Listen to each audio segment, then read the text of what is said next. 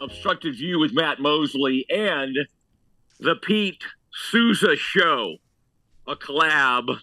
And this is fun. Pete, you do a great job for, Rogue Media Network. I have recently come on and just tried to come out of the chute. I think I've come out of the chute too quickly.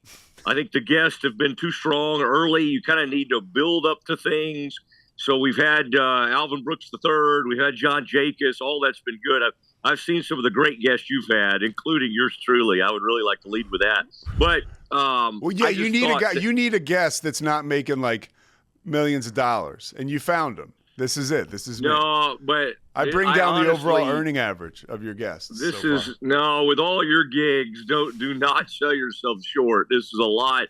So I was excited. It just hit me. I'm like, okay, Pete, who I always love having on radio, NBA guy, ESPN basketball. Like, honestly, watching some of that the other night, and I won't get into it. I promise I will not lure you into taking shots at your network. But I do. So I'm like, wait, man, I know people that know way more about these players than some of these people that they're using. So anyway, I just thought it'd be fun for you and I to get on here and talk a little bit. And this used to be, I'll tell you, Matt, when I worked for, the Bobcats, who then became the Hornets, and when I worked for the 76ers, draft night, because doing PR, right? Draft night and draft prep were some of my favorite things to do because back then everybody kind of came through and worked out.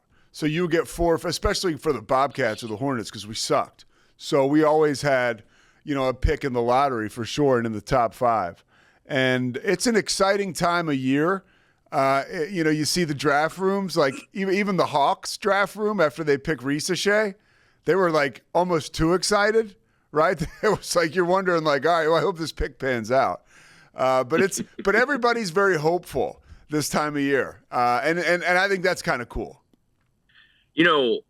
Speaking of Ricochet, I'm glad you said it first, so I could kind of jump on board there. And then Sarr goes after him. Boy, the French, you had already seen it when you were working the NBA. Obviously, Dirk kind of helped start it, even going back further, like people like Detlef Schrempf.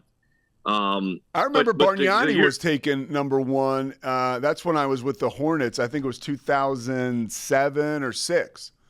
Wow. Yeah. And Darko would have been taken somewhere in there. Yes. Number 2 by Detroit in 2003 or 4, right? Yeah. Yeah, but it is wild now because I'm fine with it now because I think there was a period of time where as like media, even especially fans, you're like, we don't really know. And now with all the coverage building up to it, like we had a really pretty good feel for Wembanyama, and we've learned more about him. But this was an interesting draft because I can't say that I had dug into like Alex Sarr that much. And, when they start showing the highlights after all these picks, and of course he went 2 overall, and I guess he wouldn't go on a visit. Yeah. He word came out that he wouldn't go talk to the Hawks. He wouldn't, it's just interesting, like these agents, and you've worked with these agents and know them. Oh, yeah. How they manipulate stuff. And like in the NFL and other places, we've seen it over the years. A quarterback won't want to go to a certain spot. But this is it's really interesting because, like, generally the allure, people love the thought of being number 1 overall. And in this case, they're like, no, don't even go work out for him. Yeah. So I especially thought all of that. We're not talking. He's not Shaq. He's not Patrick Ewing, right? He's not. Or Wemby, like hands down number 1 guy, well above everyone else. He can pick his spot. So I agree with you there. Like it is sort of certainly out of the ordinary where a guy who's just kind of fringe just above the rest to be number 1 is calling a shot. Shepard goes, and that's fascinating to me because, by now everybody's like, oh, yeah, that was totally expected. But when he got to Kentucky, like there was a thought he'd be like a 3-year type player and maybe even Cal was starting to come around to trying to keep players longer and all. And it really is funny to watch these guys during the SEC season, during the postseason, just suddenly get this huge market correction, right? To the time where we get to the draft, and everybody's like, "Oh yeah, I had Shepard 3, Shepard's top 5, easy." And the reverse also happens. Like, I think there's some kind of letdown with like even Jacoby Walter, because, and you watched him and you covered him and you had games of his on ESPN, several games, and we know how talented he is. He's from McKinney, Texas, so we almost like know too much about him, right? Like at one point he was projected to be a top 5 pick. Top 5. I remember the first game of the year I did, or the ESPN game I did against Seton Hall. It was at home. It was before they had moved to the new arena. This is at Farrell Center. There must have been no BS, like 20 scouts, 15 to 20 NBA scouts there to see him, and he was top 5. That was it, And to your point, there could be maybe a little bit of overexposure for a guy like that. Now, if Jacoby Walter is playing in France, is there so much allure that he goes top 2? It's something I am not right. I don't have a front row seat or a seat at the table as far as these front offices are concerned. But it's certainly something that crosses your mind, and it's a legitimate thought. Like, is there almost too much? Because and then he's in the Big 12, and then he didn't play so well when the season started, right? When he got into the teeth of the season. Yeah, I think, he does some great things.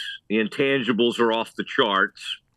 But, selfishly, as I'm a Baylor guy, and you're very close to Baylor, and Scott and all them. You want him to go lottery. There's something about, he went the lottery, right? But the greatness about all these SIDs and the stat people is like within seconds of that pick, right? It's like they had some stat out there, and I'll have Scott Drew on the radio show this afternoon, and of course he'll have all this stuff memorized.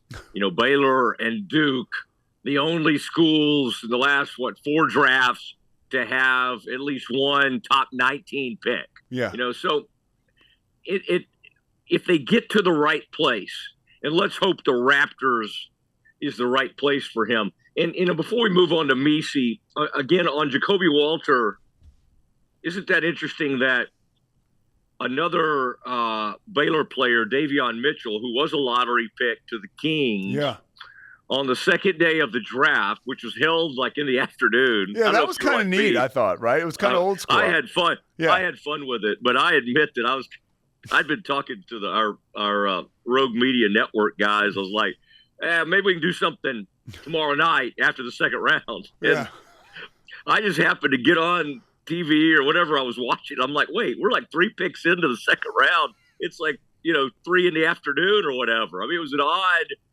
deal, but it was. I wonder, you know TV. I really wonder if the debate had anything to do with that. Had to. No, yeah. That's what after I thought about it for a little bit.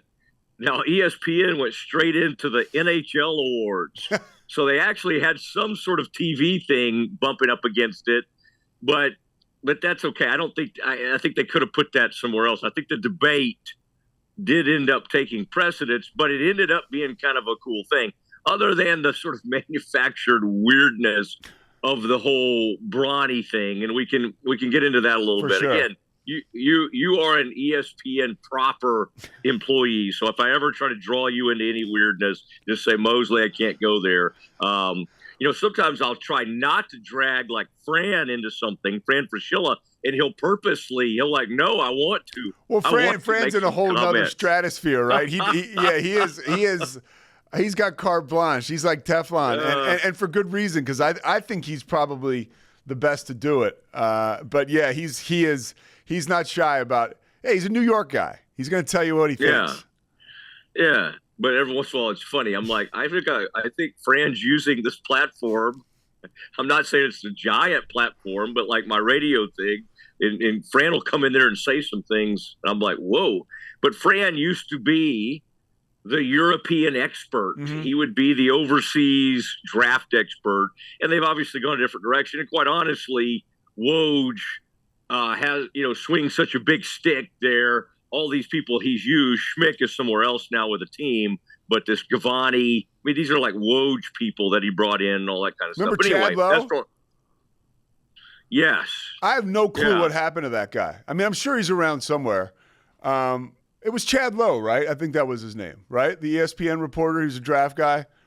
It may have been, but I'm also thinking about Rob Lowe's brother. Yeah. Oh no, that's Chad Lowe. You're right. It was Chad. It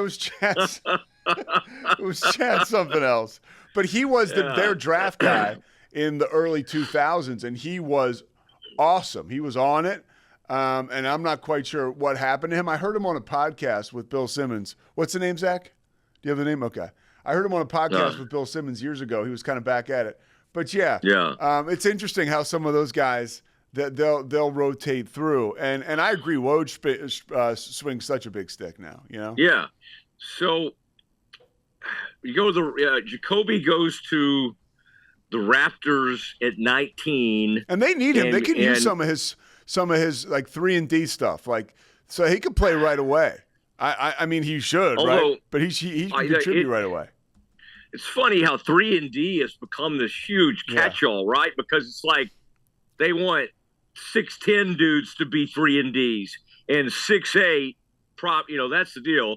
Now, for Jacoby, the thing that's nice, he's 6'4", 6'5", but he has a huge wingspan, and so I think that helps. And then Eve Messi goes, but what I was going to say is, back to Davion Mitchell. Yes, at Toronto, getting traded. Yeah, and there was a coaching change in Sacramento that hurt Davion. He had a coach who really respected the defense and was sort of giving him minutes no matter what.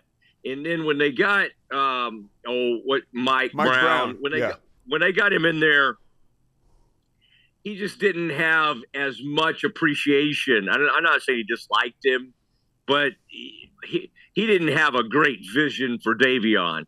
So Davion, even though there were really good moments for him in Sacramento, is going to get a second chance here. And I just heard, and I thought, given that we're just doing this right now, I was just listening to Jacoby's first press conference in Toronto, and I thought it was interesting. It was right as you and I were getting on here to do this, and Jacoby said that Davion was like the whole reason he went to Baylor, like a huge. I'm sure the coaches, don't get me wrong, Alvin and Scott and John, all of them had a big reason. Too. But yeah, I thought that was interesting. That the Davion going to Toronto and Jacoby saying and I think that speaks to the Scots program that even after those guys are gone, whether it be Keontae, whether it be Jeremy, I saw that Flagler was back home just yesterday. Scott had a picture of him. Like that boy, Baylor, that NBA pipeline has become a huge recruiting tool, and then they do a really good job of bringing those guys back. So I think sometimes Kentucky's known so much for having huge amount of drafted players, and you're never going to touch that. But Baylor quietly they won a national title. They're not real quiet about it, but quietly with their draft picks, boy, they've turned that into a real advantage. Well, that's what you just mentioned, and you're having Scott on your show, and you'll talk to him about it later today. I mean, they were just a few spots away from being the only team to have 4 straight picks in the top 16, right? Because I think that was their thing. They were the only team to have 3 picks in the top 16 coming into this year, and they just missed it. And you can bet, that's a huge recruiting deal. It's like that was Calipari's thing. He's like, hey, we may not be winning, but everybody I picked, I got all these first-round draft picks. That's what he would say in the living room of a, top recruit. Yeah. No, that's a good point. I need to write some of this down for the Scott interview coming up. You're giving me some good things. It's a huge recruiting tool. It really is. Would you mind jumping on when we do this? And then 21st, here comes Eve Messi. You're right. I mean, that's pretty neat to have two players. They have had three players drafted. Okay, so if Bridges had been drafted, okay, that's happened before. I think they had two second rounders and a first rounder, but the two first rounders, that's the first. And Eve, I don't know what you think about this. Like, you watched in person this just like crazy development, and I've talked to like Aditya Mohatra, who's now at FAU, about this, and he was with the Phoenix Suns, and I think he thought he was going to get to the NBA and see these huge development programs, and not that they don't do a good job with that, but what it made him think is like, wait, we do all this at Baylor, like, so it wasn't like he got to the NBA and it's like the development was like way better or something. Yeah. And I think with Eve, and you got to give him a lot of credit, but my goodness, I think probably the coaches weren't as shocked as we all were because they saw it in the summer. But he shows up early, and it's like, whoa. Like, so Baylor has the most athletic big man, at least in the Big 12, maybe I almost feel like we almost got cheated because we hadn't quite prepared for it. It was like such a pleasant surprise, and there wasn't so much hype going into early in the season. I talked to a buddy of mine who was a scout for the Heat. This is, I guess like second or third game they played BYU at home, and I was asking him about Messi because by this time there was already tons of buzz about if he was going to leave. And he said, he should, because next year's draft is so good that a guy like him could maybe even, they said maybe even sneak into the lottery. So it was like the perfect storm for him to make this leap. And he got better all year. He was awesome. He really was. And I think he'll get better as a shot blocker. And that comes from King. I kind of noticed that myself, but King McClure had told me like his timing could get better. But all the other stuff, he is a rim runner, and he finishes with authority, and that is NBA stuff. He's not scared. And that's why when I hear everybody saying, well, it's going to take him a couple of years, I get where that's coming from because he hasn't been playing organized basketball for a long time. In fact, really for like 3 or 4 years. It's crazy to think that he really didn't start till he was 15 or 16 years old. I mean, that's wild for someone at his level. For most of these guys have literally been playing since they were 7 or 8 years old, right? And playing in leagues since they were really young. So we'll have to see. That leads me to believe that he could make a bigger leap than people are even projecting. 100%. They're not expecting him to get a ton of minutes this year. With New Orleans, which I think could change. I think he could get a lot of minutes. They're talking about adding some more veterans in the post, but I think he could do the same number. Just kind of open some eyes and again, just he doesn't have to do a whole lot to be a nice addition for them. With Jalen Bridges going to the Suns, I do think you could make the argument, and I was doing this yesterday, thinking about how I see this in the NFL. You've seen it too. How late in a draft, you can make the argument that it's almost better to go undrafted. And that sounds weird, but you and your agent can then, you get hopefully a bunch of opportunities, and you can truly choose the best opportunity. Yeah. Rather than the Mavs at 58, or Mavs were picking for somebody. Mavs end up getting the rights to 51 for the Melvin Aginsa or whatever yesterday in the second round. But you have to go there, right? When they draft you at 55 or whatever, you got to go. Unless you're Bronny James. We can talk about that later. You don't have to go unless you want to. Correct. But that's going to be that'll be interesting because the upside is, selfishly, you wanted 3 Baylor's players selected. Yeah. The upside is this: where they chose is very Baylor friendly, And Phoenix just, I mean, they're just constantly churning Baylor people through there. And now even several of their front office people, some of their staffers, I don't know how many they have there. Aditi had just left there, Coach Malhotra, to go with John Jacobs to FAU. He had been there in a development, scouting, coaching type of role, and he had been working on the draft. So I think it's a good landing spot. That's a great point. So he's got some momentum, and he's got some TLC within that organization. I think so. Yeah, I think they're going to look after him, and don't think that Scott and others on the staff, Jacobs, whoever, didn't jump in here and maybe even have some influence. Like, hey, and not that they hadn't done their homework on Bridges, but to me, it's like a draft pick, because it's like Phoenix knew a whole bunch of them, but it was a bummer, Pete, for those of us watching it, because like as it got down to 57 and 58, you're kind of running out of spots, and then ESPN's doing its chart, the best available, and it was like Jalen had moved up to the third best available, right? So you're right there, and you're just like, come on, man, get Jalen. And it's like it's in the Mavs DNA to like have to take a European player. Like it's like, no, we can't take a kid from right down the road. Yeah, and his ability to shoot threes, I think he really helped himself, and I think he will help himself getting playing time.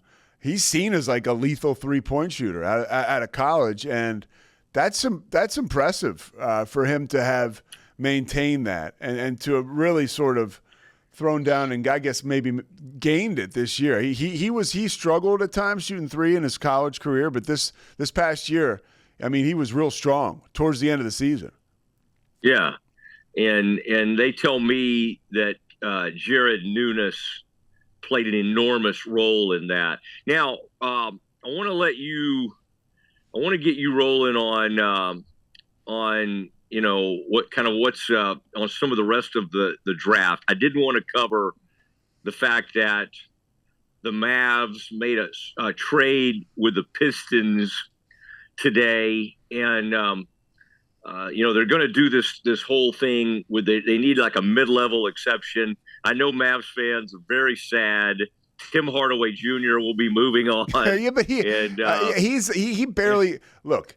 When you have a guy that's going to make $16 million next year, and he fell out of your rotation during the postseason, that's all you need to know.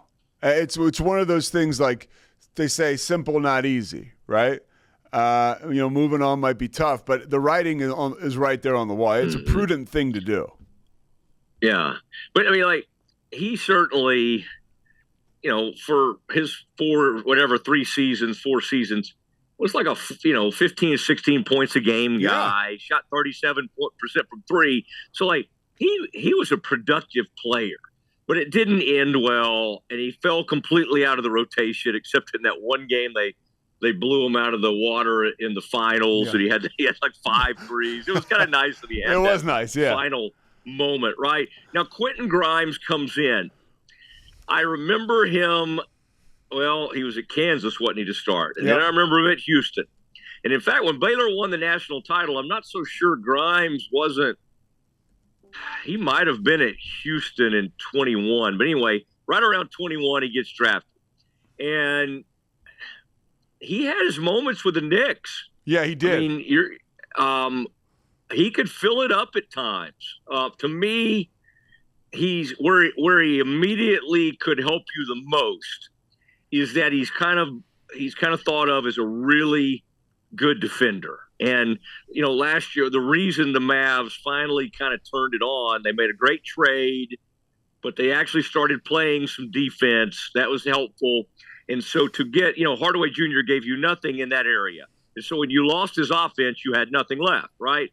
This guy is to me, he's going to be more of a defensive guy first, and then hopefully give you some offense. But what you didn't have what killed you in the finals is when Kyrie didn't have it going, And even when Luke, I mean, like you had no one to turn to off that bench. Yeah. I mean, Green wasn't going to give you much. Exum wasn't going to give you much. Lively gave you tons of energy, but he wasn't going to give you shooting. So you had no shooters coming in, whereas it's like the Celtics may not be the deepest team in the world, but what they have is like just a bunch of shooters. Yes. Whether it's Porzingis and Horford and Hauser and Pritchard, and it's just like it never stops. Obviously Derek White and Tatum and that whole bunch, but it just never stopped. And so the Mavs got a very up close look at, okay, we've got to get over the hump. We got to be more like this. So I think Grimes could help. No, he's a dog, and I think his play with the Knicks last year being a big part of that, a piece of that puzzle. When were playing so well, is that shows that he can fit and play with the winner, and sort of he knows his role, and he's a guy that I think will fit in really well with Dallas. He was, by the way, on that team, that Houston team. I just looked it up. That got blown out by Baylor. Well, I love that game, and I was there in a half-empty arena. Yeah. People sometimes act like, well, wouldn't it be cool to go back and like win one in an actual or a non-COVID arena? And I just remember the feeling I had that night and what that meant to Baylor people. And like not once have I ever been like, oh, I didn't get the full look at it. It's a national title. I don't care. I don't care that there weren't that many people in there. It just does not matter. And really, not to go down on this, but like there was a difference between the bubble in Indianapolis and the bubble in Orlando, like the NBA and college. There was the NBA felt like it. First of all, it was earlier, right, in the pandemic. Yeah. So it felt like it was just sealed, and there was really almost nobody there. With college and with Baylor's championship, it was a little different, and it felt pretty good. Yeah, I mean it felt awesome. I mean, my only regret were that like more Baylor people couldn't attend. It wasn't like I was like, oh my gosh, I'm missing the other 30,000 people that would be here. I don't, that the best ever Baylor environment like that I've ever been in.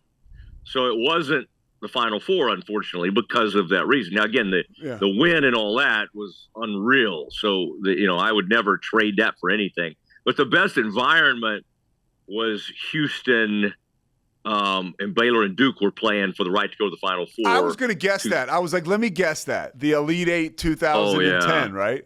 Oh, my gosh. Like, just that was a proud Baylor moment because, like, in New York, when they played Duke, you're like, oh, my gosh, this is why Duke is so insanely, every once in a while you're reminded of why they are Duke. And the New York fans just took Madison Square Garden over. Yeah. In that Houston Elite Eight setting, the Bears took it over.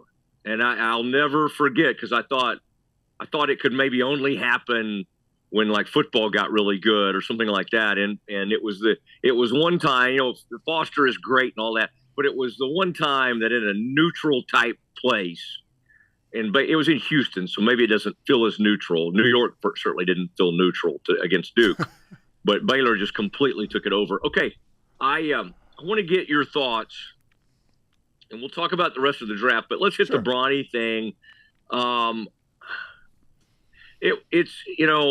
It was so predictable, and even to the point where Stephen A's had interesting thoughts on, and again, love him or hate him or whatever. Obviously, he's very popular, and I thought that was interesting when it happened, when it went down yesterday, because I was trying to do a show and watch it at the same time. So fortunately, I was in a break.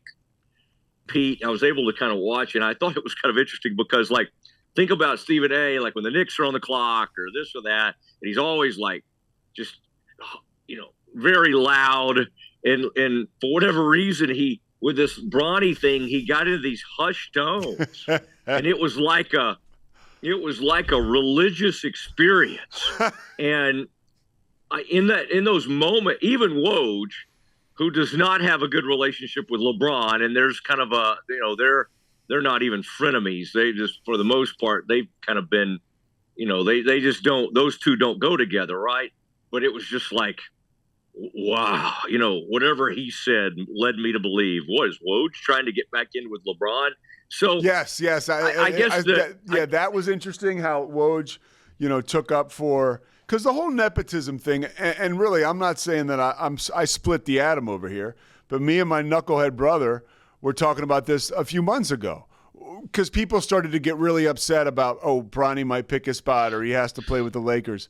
Look, you're a guy who covered the Dallas Cowboys for how many years? I mean, nepotism is kind of like a little bit of a black sheep of a word, but I mean, clearly that is in play in Dallas, and that's fine. I mean, that's just kind of the way the world works. I hate to remind people. I mean, even when I was in Charlotte, Bernie Bickerstaff was the head coach. JB, who just got fired with the Cavs, was probably 24, and he was an assistant. Mm.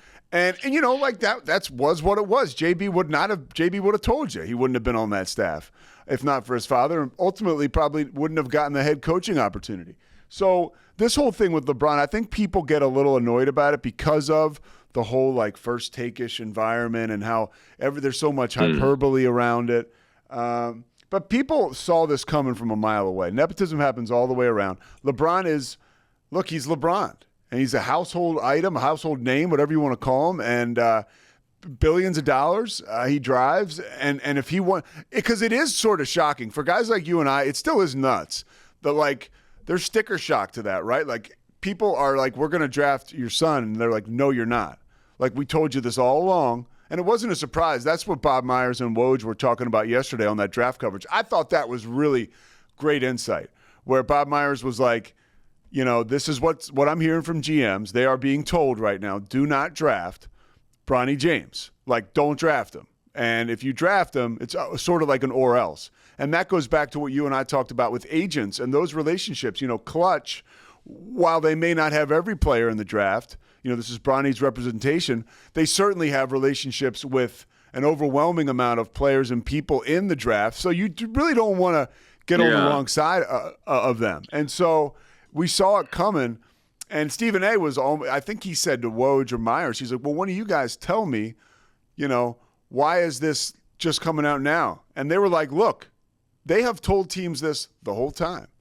This has been what they have said, and here it is coming to fruition. It's almost like one of those things like you really can't believe it till it's happening. Because this is not Jack Elway forcing John Elway to get drafted first in 1983, right? For the number one pick. It's a second-round pick. Pick 55 or whatever. It's amazing. But, I mean, and not even trying to make a joke, but it's easier to tell teams not to draft somebody when he's not maybe that great of a player. I mean, like with Elway and some of these other things you've mentioned, the same thing with Eli Manning, they're top. They're, maybe going to go number one overall, all of that. And so I think these other teams, in order to keep that relationship, but also... Yeah, it's like a risk reward. That's a really good point. Yeah, there's really nothing to be gained. I mean, unless there's somebody that has some great intel and thought they could convince him to come there and maybe they could get LeBron. For instance, if Nico, the GM for the Mavs, who's probably tied in and is close with LeBron. Cuban's pretty close to LeBron. They got the rights to that 51st pick, I guess. They could have done some deal where they tried to, in cahoots to bring LeBron to the Mavs. But again, it was going to be, that was kind of far-fetched. And so, I mean, the only thing that feels really weird to me, there's a couple things. I think he could have,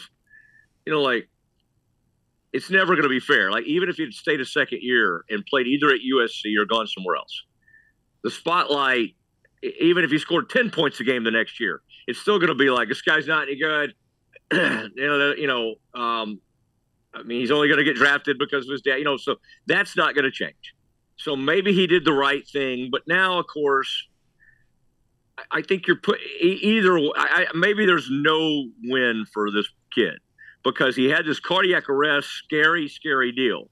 So I don't think it's fair just to go, well, he's not even that good of a player. We didn't get a full look at him, right? Maybe he was going to be good this next year. Maybe he's not. But now he's going to be with his dad, which the only thing that feels weird to me, I don't have any problem with nepotism or anything like that. This just feels like really super indulgent from LeBron. It is. It's like it's like I'm going to bring my son. It's always been about like I want to end my career with my son. He's been pretty open with it. Yeah. And it's not, it's like when Ken Griffey Jr.'s dad was, I think maybe 1 year they might have been on the same team or whatever. Like it wasn't about that. It wasn't like I'm doing this about, because even honestly, his dad was a fine player, but certainly not a superstar like LeBron. It was just more honestly like a novelty. Yeah, like happenstance, deal. like really a kind of. Yeah, it was just a funny little deal that happened, right? And so they get them both, with the Mariners or whatever. I think they hit back-to-back home runs too. I think that happened. I remember his dad more, with the Reds, yeah. Right? Yeah. So again, this thing feels way too much about the dad. Well, it is, to what you're saying. It is like it's indulgent, and I think that is what irks people. And I think that people get like really, they clutch their pearls about it. Like I can't. Yeah. Like, who? It's like he's been telling us he's going to do this for like the better part of 10 years probably, which is so weird because if you and I was surprised. We sometimes overhype things, believe it or not, but I was surprised this year went by and was as forgettable as it was with Bronny James on the court, numbers wise and off it. I mean, whatever was going on out there, they were in LA. It was kind of handled okay. It didn't get like super weird.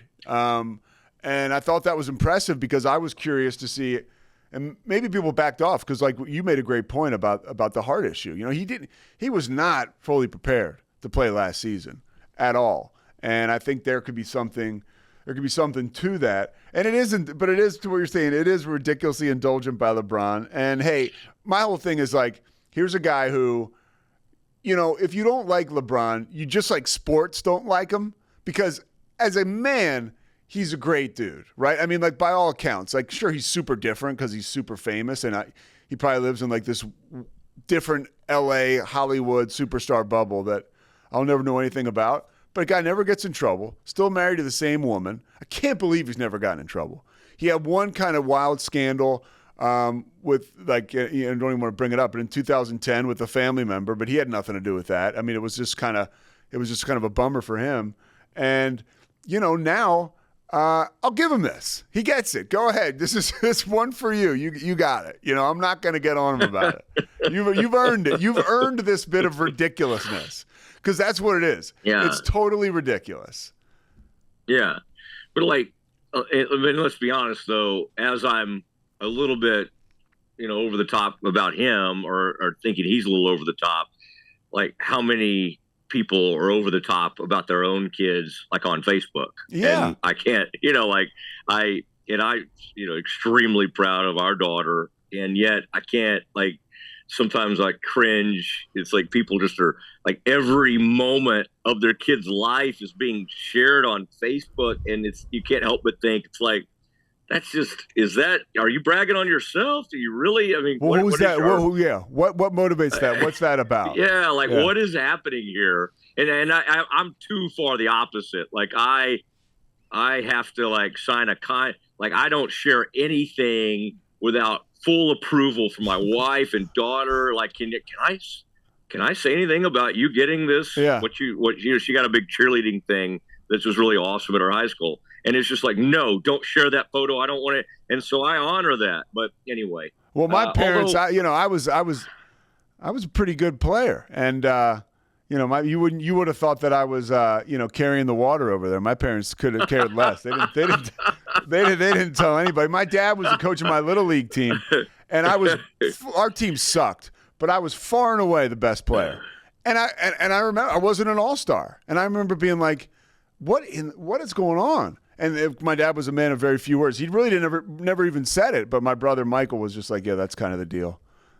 He's not gonna being the coach of the team. There's no way you're gonna be an all-star. I was like, all right, and I guess it turned out all right. Maybe depends on who you ask. Yeah. No, I think they did a great job. I would my compliments to your dad on that. And my dad was also my little league coach, which is how I ended up over at second base. I don't think I really had that great of a glove, but certainly. In the bat was a little bit ineffective as well. So baseball career did not last that long, but we had a lot of fun. Okay. One more thing I want to mention about this draft, because we were talking about the Lakers. Yeah. I couldn't believe, or I guess I could believe, but man, you talk about the ball bouncing the right way. Dalton Connect falling to them at 17. Yeah. That's a guy who really was one of the best players in college basketball last year, and he all season long.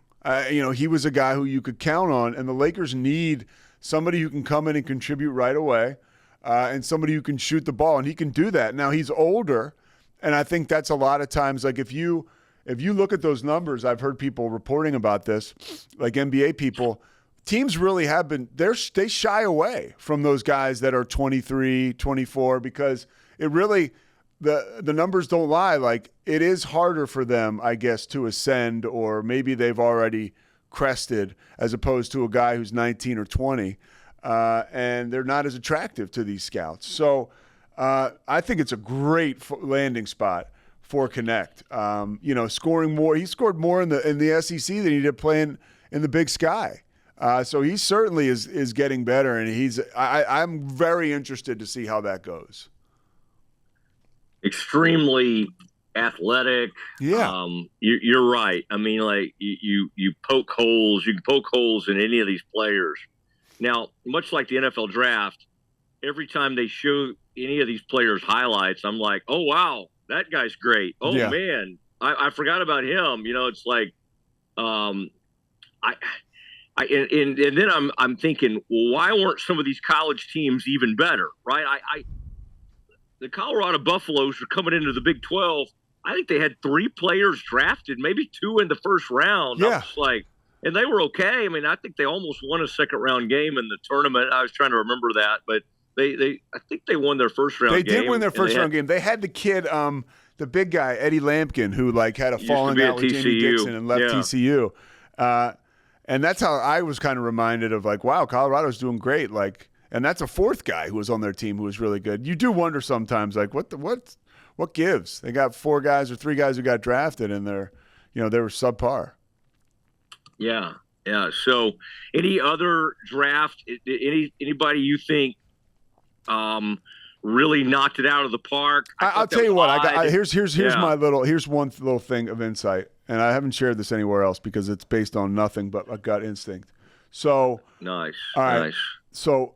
You saw the Mikal Bridges trade, right? So now the Knicks have the Nets obviously trading Bridges to the Knicks the night before the draft. They have 4 Villanova guys. 4 guys who are going to play essential roles. Now, and this is like a gut feeling, if things were to go sideways with the Knicks, I could 1,000, you know how that happens sometimes, a team goes 5-12.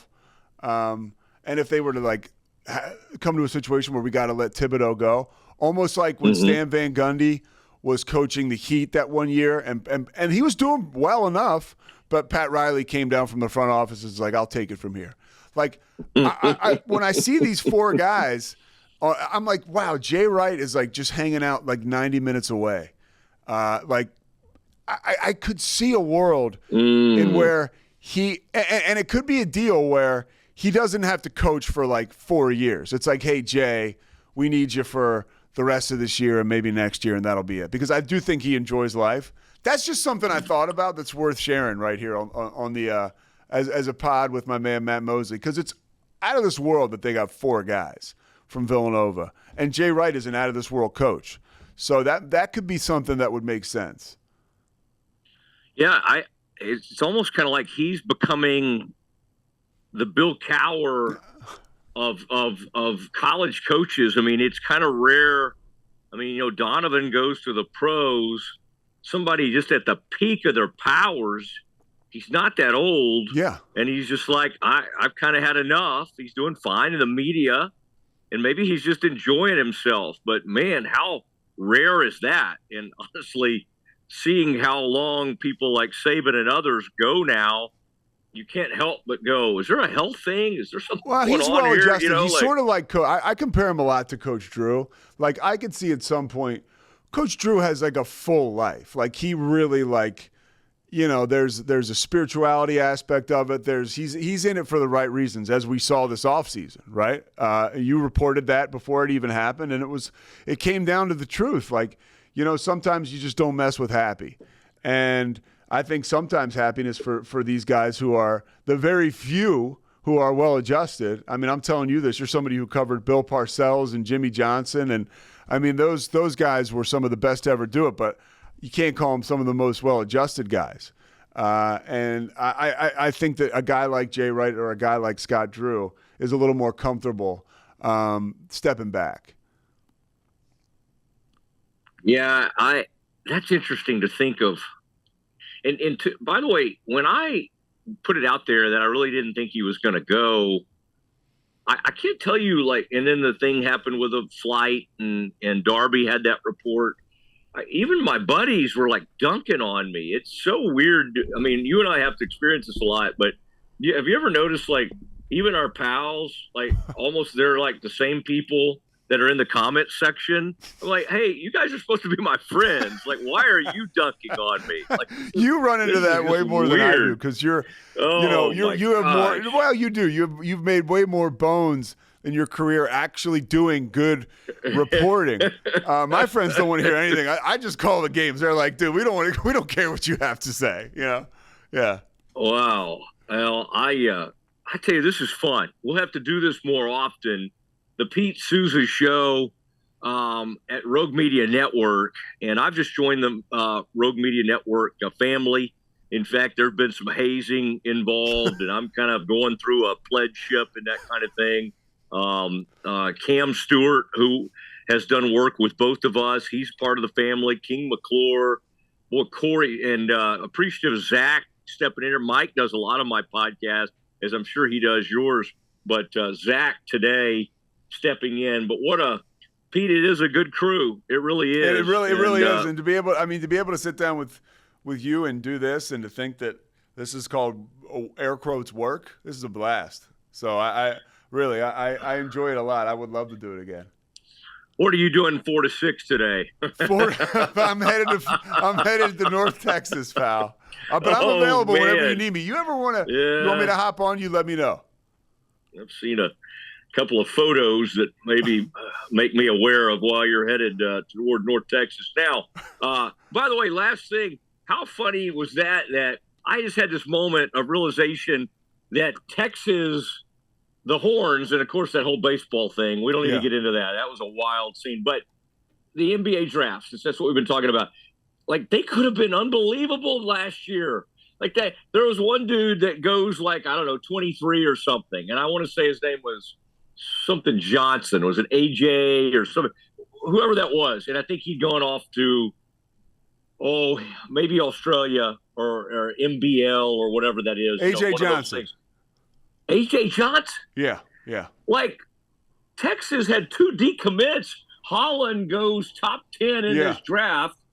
And Holland's awesome. I think he's great. Ron Holland is great. He went downhill. To Ignite. Yeah. And he's from Dallas. He went to Duncanville High School. Outside of the guy from USC, he was the number 1 point guard in that whole class. Outside of the Collier kid. Or Collier, however you say it. Yeah, you're right. Boogie, I think they call him Boogie. That's amazing. Like, Texas literally had 2 decommits go in the first round. Now, Baylor had actually 2 people who played for them go in the first round. But, Rodney, and again, I'm sure Chris Beard and that staff had recruited a lot of these guys before that. Did you see Rodney got Arthur Kaluma to come play for him, the Kansas State guy? I mean, that's great. That's a great addition. That was the last piece. We were all wondering where Kaluma was going to end up. I do think guys get inflated in this portal though, because I mean I like Kaluma. Don't get me wrong, but like let's not act like he had a breakout year at K State, and by the time these guys go, it's like, oh man, give Arthur like $2 million, right? Give the man all the money you have. and that's a guy like he really is like he's such a good player like in the Big 12 and in college basketball, but if he was so good, we would be talking about him in the first part of this draft and first part of this show, right? Like going to the draft, because it's undeniable, regardless of what these guys get paid in college. If you can get drafted in the first round or guaranteed second round, that's where you're going to go. And Kaluma has a couple times, I think, done the draft workout deal. He's really kind of gone through the motions to find out if there's interest there. And, he's back again in the Big 12, which I'm pumped about because he's an awesome guy to cover.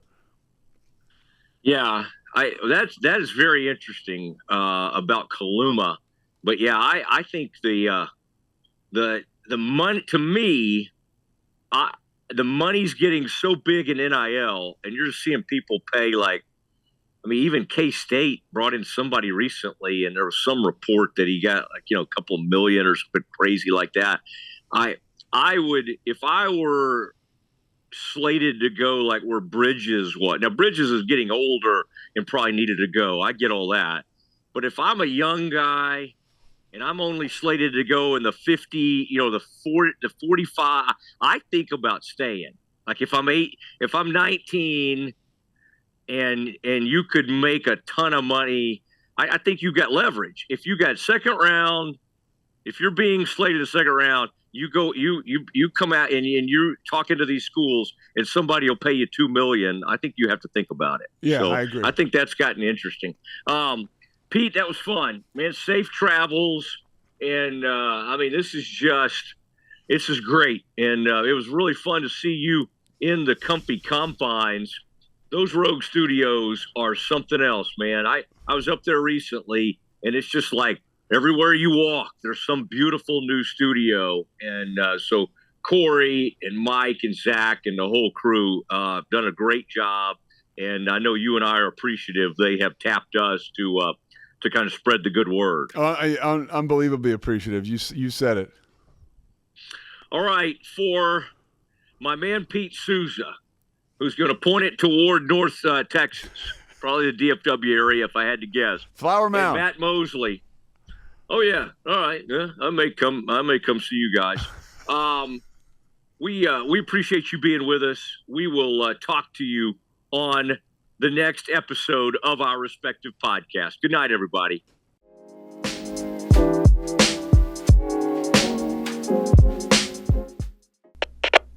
We are Rogue Media Sports.